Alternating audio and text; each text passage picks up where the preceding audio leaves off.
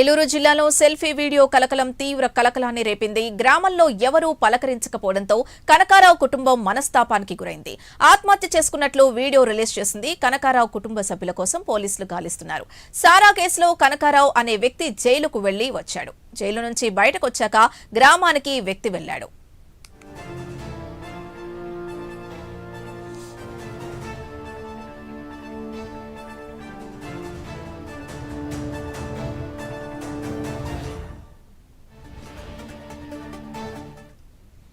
ఇటీవల కనకారావు కుటుంబాన్ని గ్రామ పెద్దలు పంచాయతీకి పిలిచారు. మోకాళ్లపై నిలబెట్టారు. ₹1,00,000 అపరాధ రుసుము కట్టాలని గ్రామ పెద్దలు హుకుం జారీ చేశారు.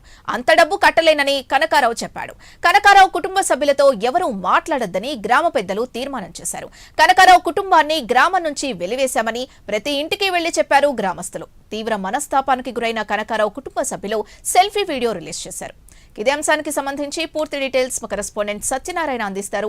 సత్యనారాయణ, అసలు ఏం జరిగింది? సెల్ఫీ వీడియోలో ఏముంది?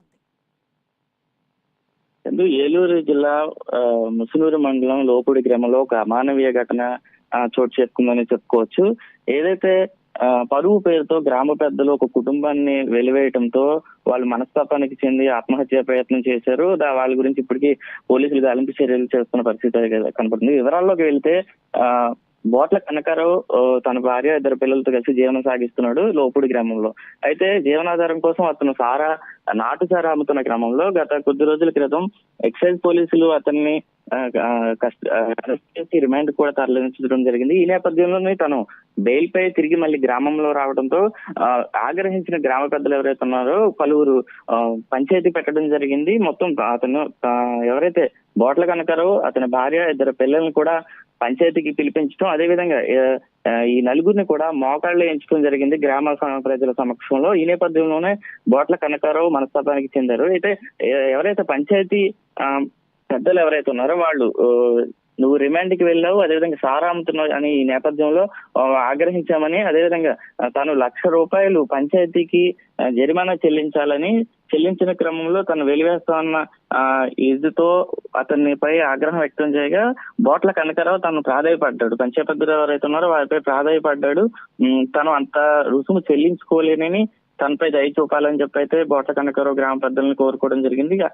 వారు అతని విన్నపాన్ని తిరస్కరించడంతో తను ఏమి చేసేది లేక అలా మిన్నకుండిపోయాడు. ఈ నేపథ్యంలో ఎవరైతే ముఖ్యంగా అతని కుల పెద్దలుగా చెప్తున్నటువంటి వారు ఎవరైతే ఉన్నారో వారు ఇతనితో ఎవరు మాట్లాడకూడదని అతను పూర్తిగా బహిష్కరించాలని చెప్పి అయితే చెప్పడంతో పూర్తిగా ఇతనికి బోట్ల కనకారావు తల్లిదండ్రులను కూడా అతన్ని దూరంగా ఉంచడం, ఎవరు అతనితో మాట్లాడకపోవడంతో తను మనస్తాపానికి చెందాడు. ఈ నేపథ్యంలోనే బోట్ల కనకారావు గత రాత్రి ఏదైతే శనివారం రాత్రి భార్య పిల్లలను తీసుకుని అజ్ఞాతంలోకి వెళ్ళిపోవడం జరిగింది.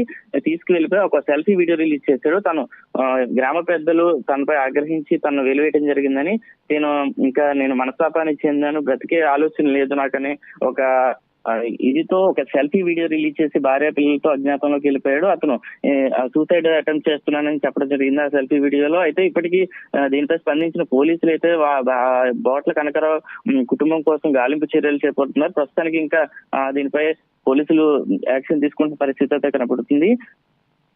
Right, thank you Satyanarayana. ఇవే ఇప్పటి వరకున్న evening news updates. Keep watching.